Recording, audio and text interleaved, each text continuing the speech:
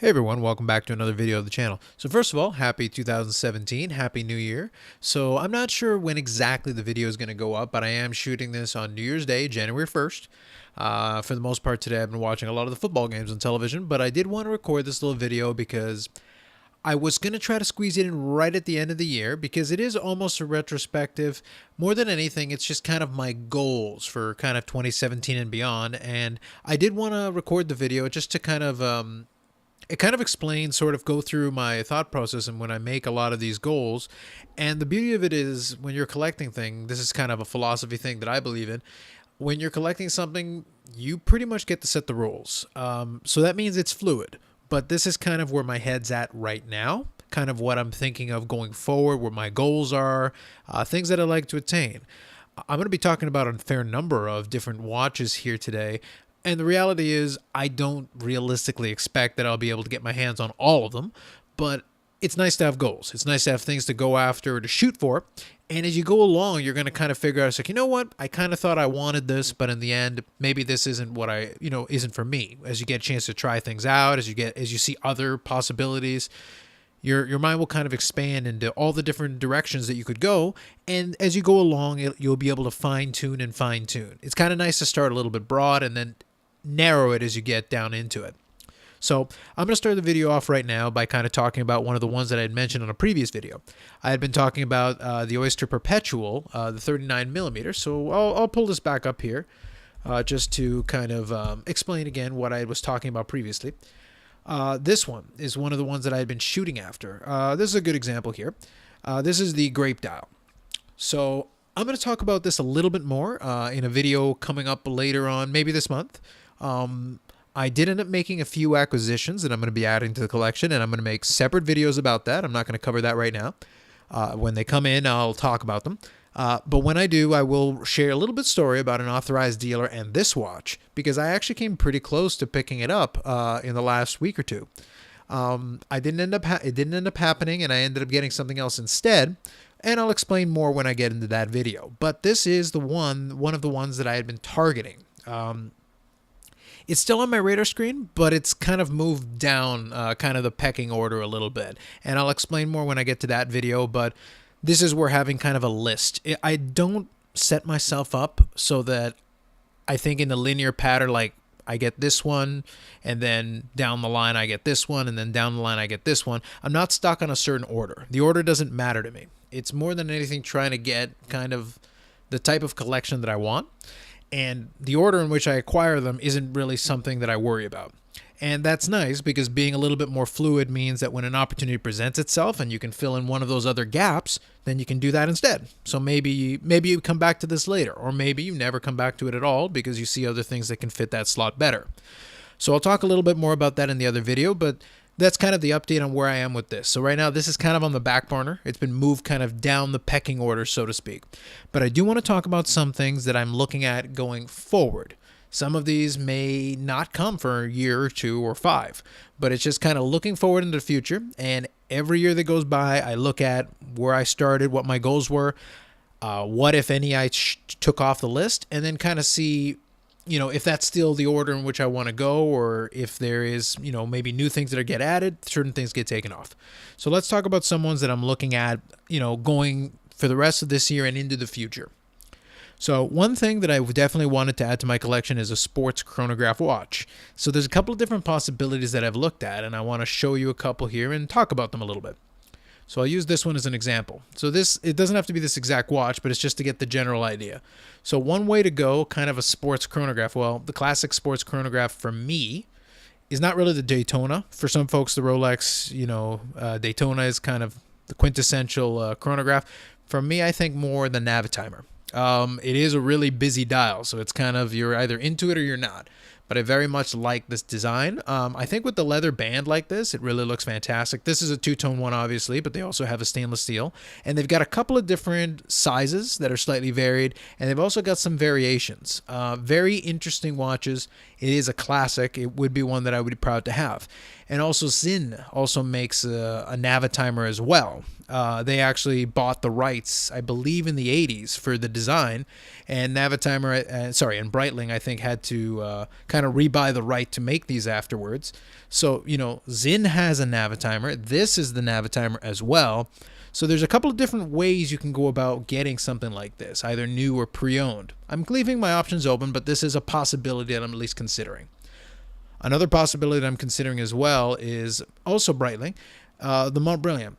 So they've got a bunch of different ones here in different sizes as well. But this is kind of one that I like. This one is a 38 millimeter. It's very similar in design, as you can see, kind of to the Navitimer. This one it feels a little bit more sportier to me, and obviously with the stainless steel bracelet, it has more of a sporty look to it. But it's also they also came for some very interesting watches, and I know from personal experience that these bracelets are very comfortable. At least for me, they have been. So the Mont Brilliant is another one that's kind of interesting. And it's another, kind of Breitling watch that I've looked at, and it's got, the slide rule to it. It's got a very, again, a very busy dial. So you're either into that or you're not. But something like this is also something that's on my radar screen that's really, really interesting. So that's kind of where my head is on that one. Now, those are obviously two Breitling examples. But if I'm talking about a sports chronograph, there is also the classic, the quintessential sports chronograph. And I'm going to come back to to my search here.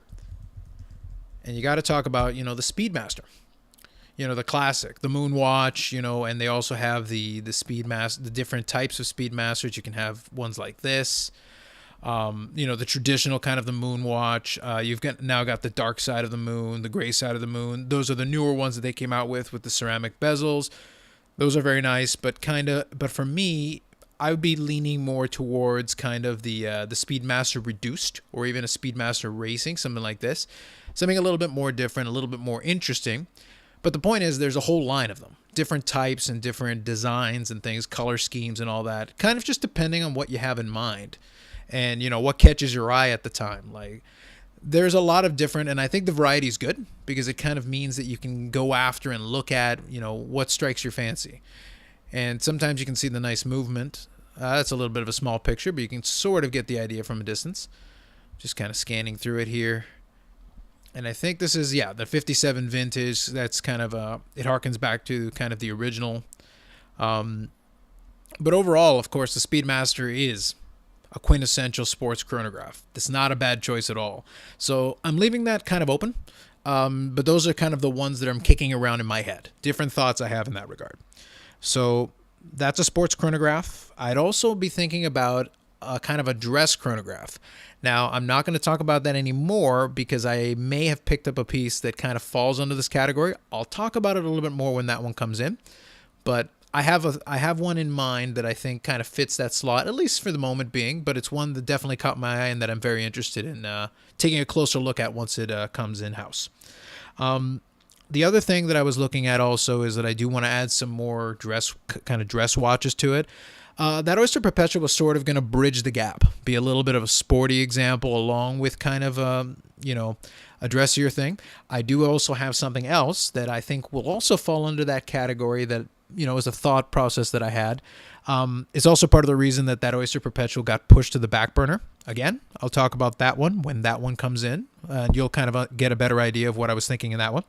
But there are a few others that caught my eye that, despite what I just said in terms of ones that are probably going to be incoming, other ones that really caught my eye and that I'm really going to have to consider because they have a slightly different look and they have a slightly different category that, even within dress watches, that I find very interesting. So this is one example. So this is, I'll probably butcher the pronunciation, but this is Glashütte Original. This is their 60s Iconic collection. Now, one of the things that, and like I said, I'll talk about it more during the video. One of the issues that I had with the Oyster Perpetual is that kind of for now, since it's still a fairly new, the newer ones with the new dial configurations, since they're still fairly new, for the most part, there isn't a lot in terms of pre-owned. Well, this one is kind of the same issue, but for two reasons. One is that it is fairly new, the 60s Iconic collection, but the other, as you can see, is that all these beautiful dial colors, and to be honest, this one in particular is one that looks striking. I would like to see it in person, but unfortunately, they are only in the boutiques, and there aren't that many boutiques. I'd pretty much have to go down to the States and visit just to take a look at them. And then at the same time, since they're pretty much a boutique exclusive, even with the authorized dealers here, you can't necessarily get your hand on one. You've got to go down to the boutique to see it. And then if you happen to want it, that's where you're going to have to buy. Well, if you're going to buy it through the boutique, the odds of getting much of a discount, I can't speak to it. I haven't tried buying one, but I don't know what kind of a discount they would give you. And at the same time, you had to fly down just to get it. And also, there isn't much of a secondary market on these yet because I don't know how many they've made. I don't think they're limited edition. I don't think they're going to just cancel it, in the next little while. But it's one of those ones I'm going to have to kind of go out of my way. And I really want to see them in person just to get a sense. But, based on the pictures, they look fantastic. So this is one definitely that I have my eye on. It's kind of a classic dress watch. It's got a classic dress watch size. These dials, the color on them is really beautiful. And obviously no complications to it. It's really a time-only piece. So even from the dress watch categories, I'd probably like to have a couple of different types. You want to have one maybe that has a date, one that has a time-only like this, dress chronograph, like I said, and then maybe another complication or two. And obviously I do have one already in terms of, and I'm going to I'll try to add a picture to it in the video if I can, of my Frederique Constant that I've already made a video of earlier last year. That one with the moon phase, it's in-house, so it's got moon phase and a date. So that already has a little bit of a complication, but something like that. You can get different kinds with different complications. Also along the same lines, so the same way I want to kind of add a German watch like this, so a Glashütte would be wonderful, or a Lang & Söhne, which I could talk about as well. But along the same lines, a JLC, something like the Master Control Date. Again, very classic, kind of a classic size. Very straightforward, very basic, but it's, they make different ones. The Master Control series has a couple of different, complications depending on what you're interested in. I would love to add a JLC to my collection, and it's just a matter of kind of which one and where I would want to go with that. Now going kind of further, projecting into the future, like long term, different ones that I would want to add to my collection. And it's nice to have this, even in this watch goals, for 2017. Like I said, I don't expect to get all of these this year, and I don't expect to get them even in the next couple of years. But they're what I'm shooting for. And obviously that's going to change over time, but this is kind of what I'm aiming towards. Long run wise, I'd love to get a Royal Oak. And they've got a couple of different models, and the one that I would be looking at would be the 39 millimeter one here. So this is what, they've got it in the website under Legacy because they don't produce these anymore. It would be secondhand pre-owned, but considering the price point that these are going for, pre-owned would make perfect sense. I have a few more that I would love to talk about as a long-term one, but I'm going to stick to one more specifically that I have in mind that would be a long-term kind of grail watch for me, and I'll talk about it here. So let me go in here, and this would fall under the Rolex here. So you've got a GMT Master. I should probably talk a little clearer here. GMT Master 2. Now specifically, I want to talk about the root beer. So for those of you that are a little bit more or less familiar, the root beer is this one. It's a two-tone in this color scheme, called the root beer because of the colors. Now these are discontinued. You're only going to get these ones pre-owned basically.